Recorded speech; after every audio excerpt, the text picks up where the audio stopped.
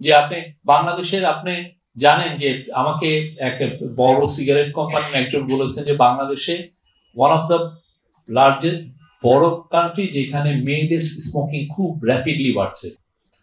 ওরা যে বেনসনের যে লাইট একটা চিকুন একটা সিগারেট আছে না, ওইটা উনি আমাকে বলেছেন ওনারা লঞ্চই করেছেন যে মেয়েদেরকে টার্গেট করে। আপনি ক্যাম্পাসগুলোতে যান, বাংলাদেশের প্রত্যেকটা সিগারেট নিচ্ছেন।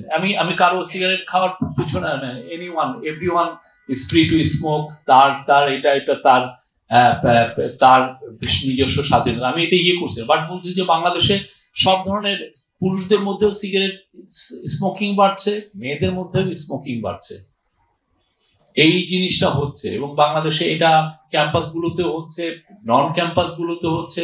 ইয়াং ছেলে মেয়ে, গ্রামের ছেলে মেয়ে আমি দেখেছি যে প্রচুর শুরুই করেন 7 টাকার সিগারেট দিয়ে। এই জায়গাগুলো আসলে আমরা কিভাবে অ্যাড্রেস করব, ঠিক না? এই অ্যাড্রেসের জায়গাটা কিভাবে, মানে চ্যারিটি গুলো কি করবে, কি করলে। আর অনেকে একটা ওয়ে বলছেন যে টোবাকো আসলে প্লান্টিং যদি কমানো যায়, অ্যাক্রেজ অফ টোবাকো ফার্মিং যদি আমি কমাই, তাহলে কি এটাও তো কোনো আসলে সলিউশন না।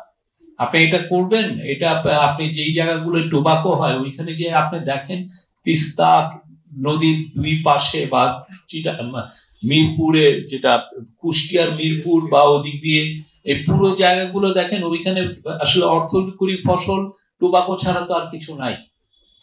আপনি যদি কালকে বলেন যে না তুমি টোবাকো করতে পারবা না, তাহলে আপনি তার অল্টারনেট কি দিচ্ছেন? তাহলে তো এটা একটা তার আপনি সত্যিকার অর্থে তাকে আরো পোভার্টিতে আপনি ঠেলে দিচ্ছেন। সে তো এটা তার অর্থকরী ফসল, সেটা দিয়ে তার লাভ হচ্ছে, সে এটা বেঁচে আছে সেটার উপরে। তো পুরো জিনিসটা অনেকটা মোরাল একটা বিষয়, ইথিক্যালি বিষয়। খুব ভালো রকমের কোন সলিউশন আমাদের কারোর কাছে নাই। বেস্ট হয় যদি আমরা খুব অসম্ভব একটা সোশ্যাল মোবিলাইজেশন করে, দেশব্যাপী প্রচারণা করে যদি আমরা সবাইকে সিগারেট মুক্ত একটা সমাজ তৈরি করতে পারতাম। সেটা তো আমরা আসলে পারছি না, সবাই খাচ্ছি। আমি নিজেও সিগারেট অনেকদিন খেয়েছি। হ্যাঁ, তো না আমি স্মোকিং করি না। আমি 100 দিন করছিলাম, 100 দিনের মতো। পরে আমার আসলে খুশি নিচ্ছিল না।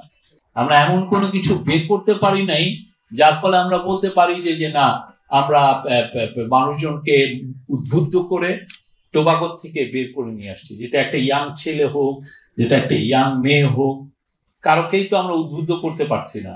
আমার ছেলেও কয়েকদিন আগে ধরা পড়ছে সিগারেট খেতে, রাতে ইয়েতে যেমন সমানে খাচ্ছে, ওর মা এসে রাত্রে কাপড় খুঁজতে আসছে রাতে, যে কাপড় কোথায় রাখছে, ছাদে যে দেখে যে ছেলে সমানে সিগারেট খাচ্ছে। তো এই জিনিসগুলো আমরা তো পারছি না, অনেস্টলি খুবই বাজে জিনিস। টোবাকো স্মোকিং কে গ্লোরিফাই করার কিছু নাই, এটার ফলে ক্যান্সার হয়। যারা প্যাসিভ স্মোকিং করেন তাদেরও ক্যান্সার হয়, এবং যারা গুল খান তাদের তো ভয়। আমি নিজে যে হাসপাতালে যে দেখেছি তাদের কি ভয়াবহ, তাদের যে ক্যান্সারটা হয়, এটা একটু দেখাও যায় না, এটা এত ভয়াবহ।